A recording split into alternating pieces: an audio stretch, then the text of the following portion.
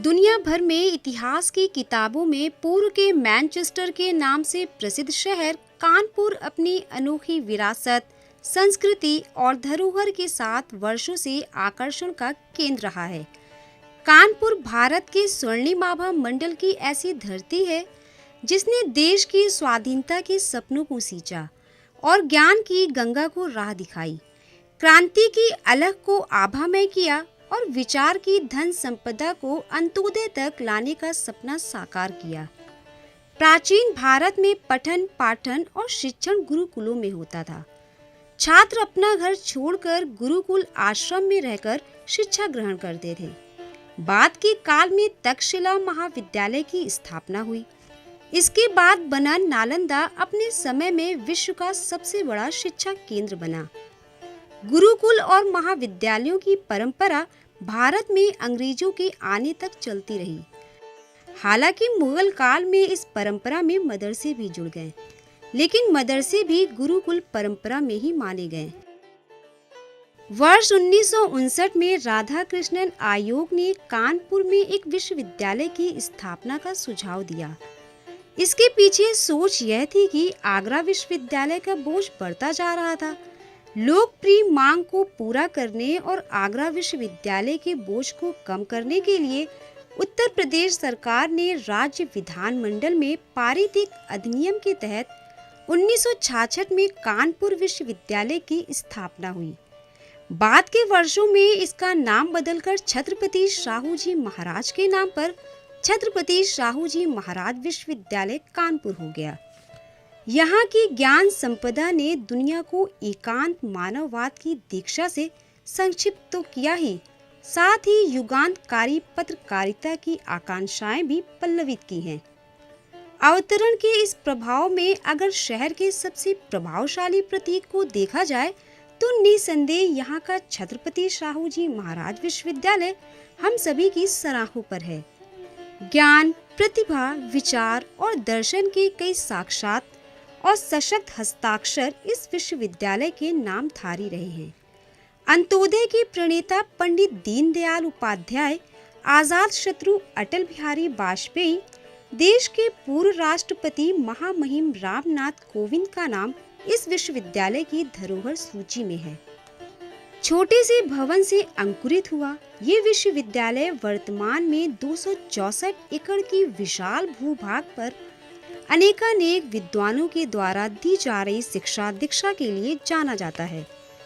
शिक्षा जगत के मानचित्र पर आज ये विश्वविद्यालय अपने आसपास के कई जनपदों में लाखों विद्यार्थियों के भविष्य का निर्माण कर रहा है। गांव कस्बों से लेकर आसपास के शहरों के 600 से अधिक कॉलेज विश्वविद्यालय परिवार से संबंध होने के कारण इसका हिस्सा बने हुए हैं।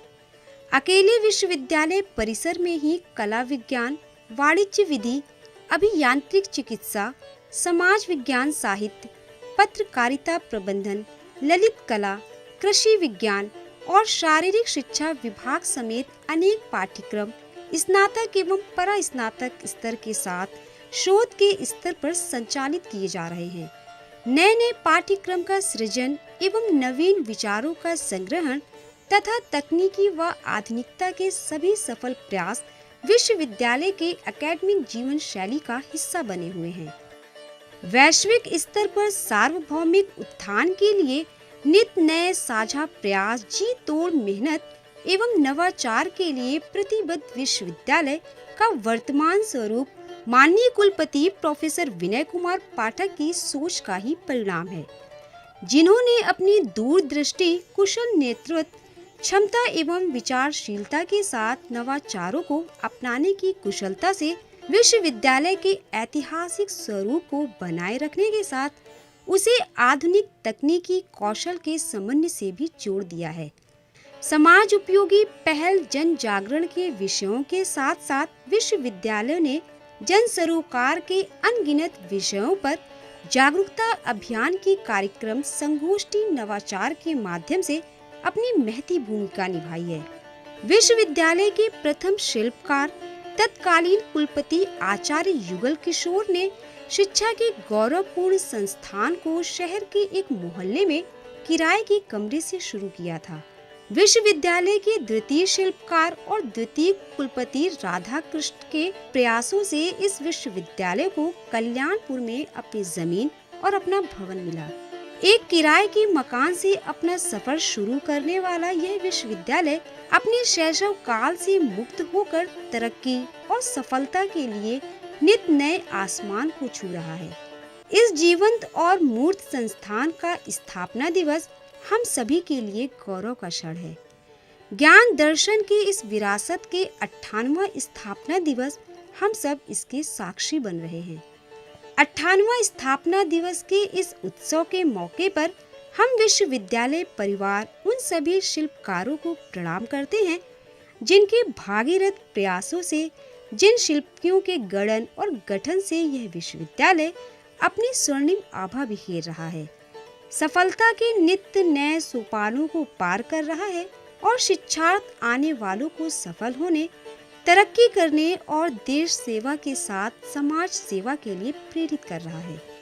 विश्वविद्यालय बिना थके, बिना रुके हर तरह की बाधाओं को पार कर अंधेरे से उजाले की तरफ ज्ञान की अविरल धारा लगातार प्रभावित कर रहा है।